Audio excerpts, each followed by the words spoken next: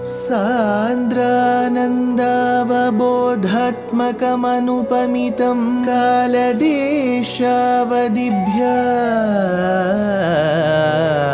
निर्मुक्तं नित्यमुक्तं निगमशतसहस्रेण निर्भास्यमानम् अस्पष्टं दृष्टमात्रे पुनः उरुपुरुषार्थात्मकं ब्रह्मतत्त्वं तत्तावत् भाति साक्षात् गुरुपवनपुरे हन्त भाग्यं जनानाम् अज्ञात्वा ते महत्त्वं यदिह निगदितं विश्वनाथ क्षमेथः स्तोत्रं चैतत्सहस्रोत्तरमधिकतरं त्वत्प्रसादाय भूयात् वेधा नारायणीयं श्रुतिषु च जनुषा स्तुत्यता वर्णनेन स्फीतम् लीलावतारैरिदमिह कुरुताम् आयुरारोग्य सौख्यम् आयुरारोग्य सौख्यम्.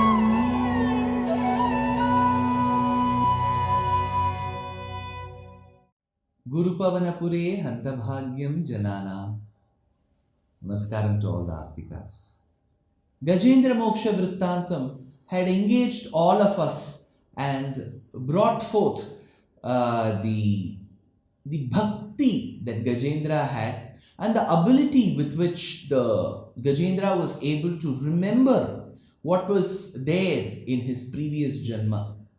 But something very interesting is the Gajendra was holding the Pundarikam in his trunk, and finally when Bhagavan came, released his foot from the jaws of the crocodile and gave every possible comfort to the Gajendra, we need to understand with what force he came and how he accepted the flower.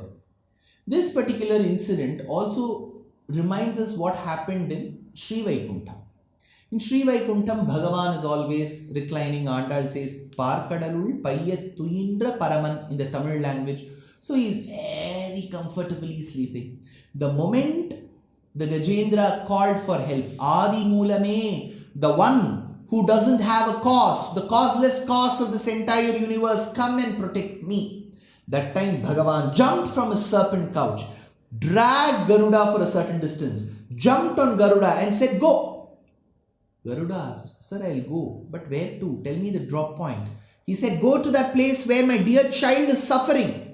Garuda started, and you know Garuda Vega, it is the highest speed. But Bhagavan was pounding on his head, go fast, go fast. And Garuda said, oh, what has happened to this man? Why is he asking me to go so fast?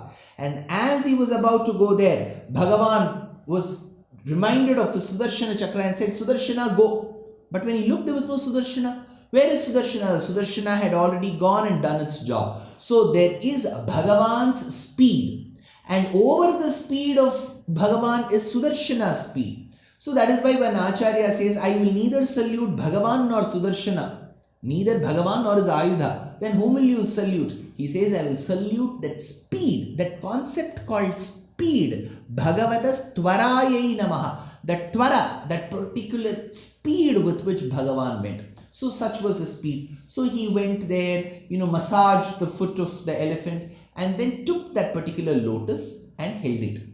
Now it is said in our Aitihyam anecdotes by the great Anantarama Dikshitar that when Bhagavan in Guruvayur, Krishna is holding the lotus in his hand, it seems Bhaṭṭatiri quickly peeped and asked, Krishna, you're holding that lotus in your hand? I observe, is it the same lotus that Gajendra presented to you to the other day? To which Bhagavan nodded, yes. So this one particular incident tells about the beautiful, very emotional conversation that Bhaṭṭatiri, the one who writes Nārayaṇīyam for us, had with Bhagavan. That said, we have dealt with one Gajendra, the king, the chief of all elephants who received moksha. There is another Gajendra called Airavata. This Airavata becomes very instrumental for the next charitram which we will deal with. Durvasaha sura vanitapta divyamalyam shakraya swayam upadaya tatra bhuyaha nagendra pratimirudite shashapa shakram kakshantistvaditara devatam shajanam. Durvasaha swayam. Durvasa. This Maharishi is very popular in our scriptures. In fact, in Abhignana Shakuntalam written by Mahakavi Kalidasa, he is the one who curses Shakuntala. Katham pramattaha prathamam kritamiva, says Kalidasa. So here we have Durvasaha Swayam Durvasa. So Durvasa is treated as the very Amsha of Bhagavan Shiva. He is treated as the son of Atri and Anasuya Devi. He is regarded as a person of great tapo-shakti, but how does his tapo-shakti keep on increasing? To which one of the commentators says, by giving shapam. He is known for pronouncing curses on people. So, Durvasaha Swayam Durvasa himself, Upadaya Shakraya. Now, having given to Indra, what did he give? So, it is believed that there was a Vidyadhara Stri. She had gone to Karya Vaikuntham and received the Mala Prasadam, the garland Prasadam of Sri Mahalakshmi. As she was carrying this garland, she saw Durvasa Maharshi. To impress upon him, she said, Maharshi, I have received this Prasadam of Sri Mahalakshmi and I thought this should go to somebody as powerful, effulgent, radiant as you. Please accept this Mala. Durvasa accepted and he wanted to give this to someone. That is when he spotted Airavata, the chief of elephants, coming, seated on which was Indra. So he thought he will give it to Indra. Upadaya Shakraya. Thereby Shakra got it. Thereby Indra got it. Sura Vanita Apta Divyamalyam. Sura Vanita. She was an Apsarastri, a beautiful damsel amidst the Devas. Sura Vanita Apta Divyamalyam. So this particular garland was given. Bhuyaha Tatra. Then that garland Nagendra Pratimrudite, that was trampled upon by the king of elephants. This particular Indra said, okay, see, Durvasa Maharshi has come. Airavata, he tapped on Airavata's mastaka, the elephant's mastaka, and said, take that mala, bring that mala. So this elephant took on its trunk, put it on its mastakam and said, Indra, take it. Indra left it on the mastakam. It was very irritating. So the elephant did this way and that way. As it shook its head, that mala fell and that elephant trampled on that mala. Who was seeing this? Durvasa. Who is this Durvasa? Who gave the mala prasadam to Indra? So Durvasa took this as a personal insult. So Bhuyaha Tatra Nagendra Pratimridite. He saw that Pratimridite, it was being trampled. That time Shashapa Shakram Indra Shashapa. He cursed Indra. Tvaditara Devatam Shajanam Kakshantihi. Now Bhaṭṭatiri wonders. See, I agree. Indra should have been very careful. He could have taken it, kept it on him, then taken it carefully. It's a Mala Prasadam. But he didn't do it. And over and above that, this Airavata did not have the intent to trample. As such, it trampled. You can give a warning and say you should not behave like this. Instead, Durvasa immediately said, you will lose all your prosperity, you will become old, you will have wrinkles, so on and so forth. There was a list of curses that he gave. Now, Bhaṭṭatiri wonders, see, he is a Maharshi. He should have control over his anger. He should have control over his words. If people like us do mistakes, we are not so much into dhyanam, we don't have that tapobalam. If Durvasa Maharshi starts cursing, how is it possible? To which he researches and finds out, Tvaditara Devatam Shajanam Kakshantihi. When people are born of as aspects of Devatas who have themselves no Sattva Gunam, then the problem is that will get manifested in such forms. So Durvasa carried that anger in him for no reason. Some people will get angry for no reason. See, anger as such is not a bad quality because Drape Andhasaspate Daridran Neelalohita says Sri Rudram. But the anger should come at the right point in time to the right person in the right proportion for the right reason. So the way Durvasa reacted, Bhaṭṭatiri says this is why Devatam Shajanam Kakshantihi. How can you expect patience, forbearance, that magnanimity, that compassion from such people? So he answers, Kakshantihi tvaditara devatamsha janam.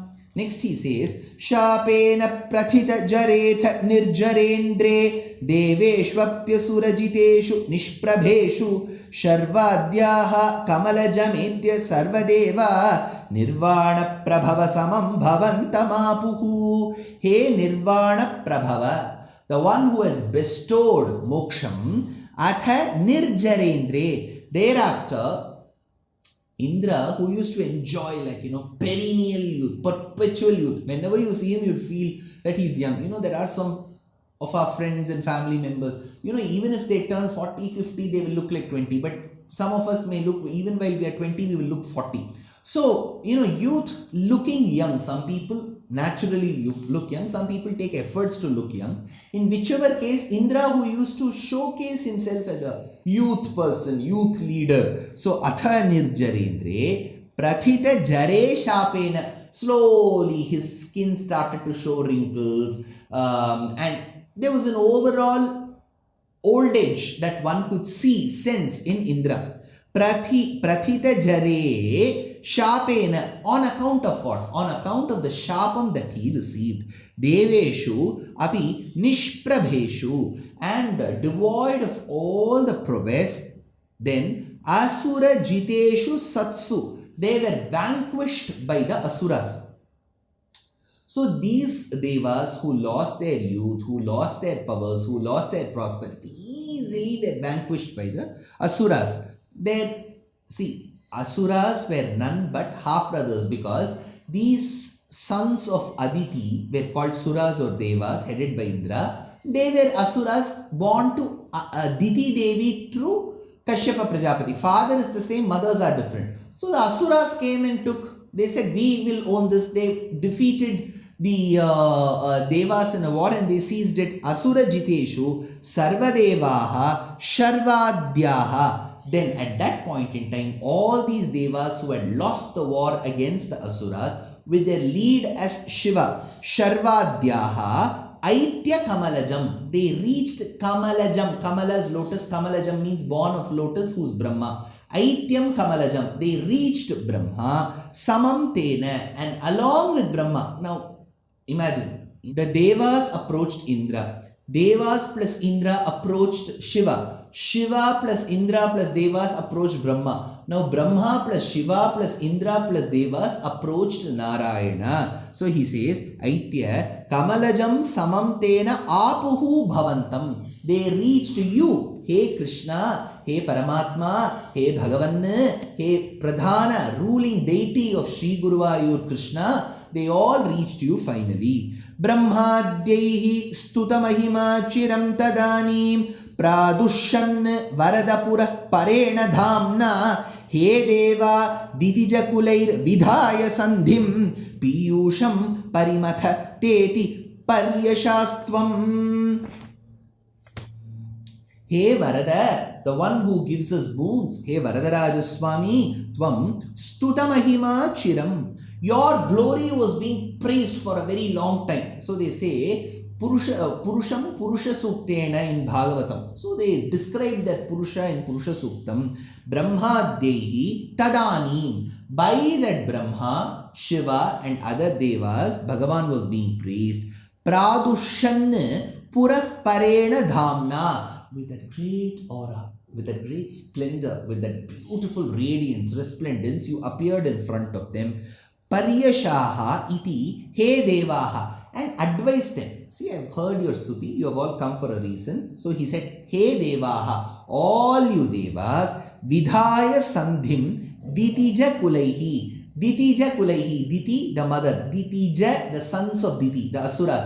Ditija kulaihi, the entire clan of Asuras with them. Vidhaya sandhim, have one coalition, have one pact, have one understanding, get together with them. Parimathata piyusham, to get that amritam, which is ambrosia, nectar, do a churning, a manthanam. So he says parimathata, matham, manthanam, all this is about churning. Churn the ocean, to get that amritam, because that amritam is only going to release you and relieve you from all the pains that you're all facing. And a lot of other things will come. For that, primarily, you need to have a sandhi with the asuras.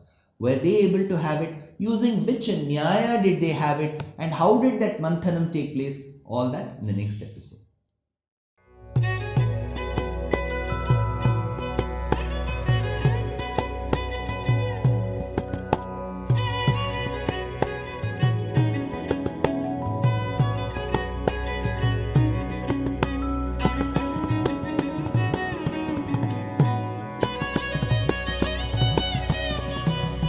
कल्याणरूपाय कलौ जनानां कल्याणदात्रे करुणासुधाब्दे कंवादिदिव्यायुधसत्कराय वातालयाधीश नमो नमस्ते।